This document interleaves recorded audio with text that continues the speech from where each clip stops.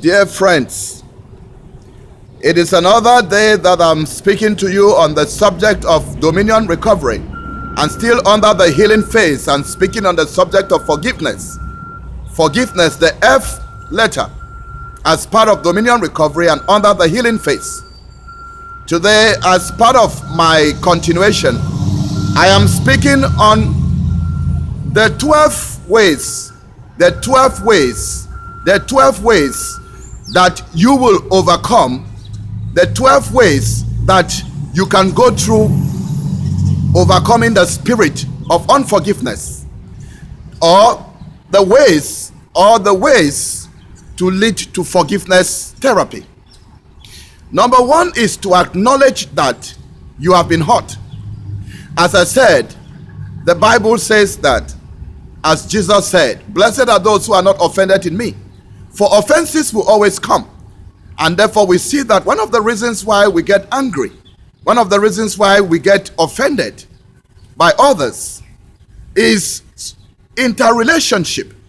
It's things which people have done to us, have done to our relatives, have done to our family members, and have done to our nations, have done to, unrelated things. For some people, it's even jealousy. It's just the fact that they don't like you.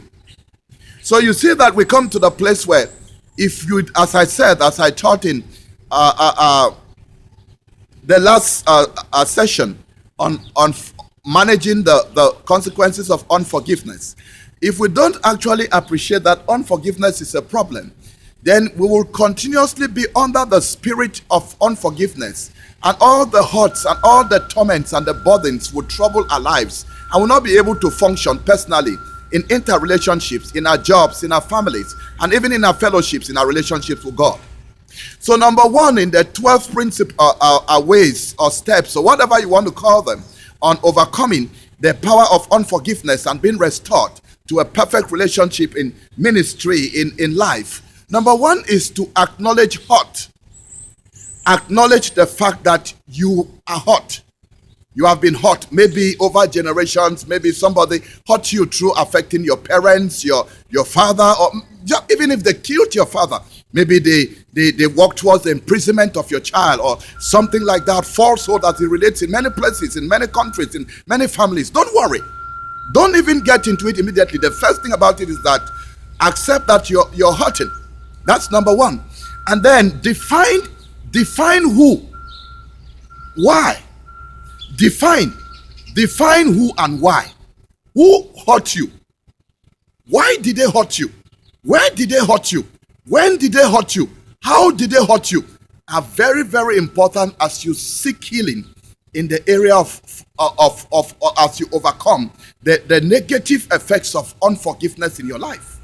You have to define what it is you are hurting. But what hurt you? Who did hurt you, or who are the people? Is it a nation? Is it a family? Is it a person? Then you have to define when. For some people, it is generational. A good example, some people were sold into slavery. Maybe it was inter-slavery in Europe. Maybe it was inter-slavery between Africa and the Latin Americas. Maybe it was inter-slavery between other places. But you see, even the descendants of slaves carry this engram, printed hearts in their system, and they don't even know that it is engrammed in their system. So we actually see that if you go to certain cultures and you actually study the anthropological setup of the people and the behavior and study aggressiveness, violence, and everything, you come to realize that it's all related to the spirit of unforgiveness. But even when people go in there to try to bring about healing, many of the times they don't even know how to manage the problem because they don't know the wherewithal. So as I said, number one is that we have to identify. We have to identify that we are hurting, and that we are desirous. We are angry.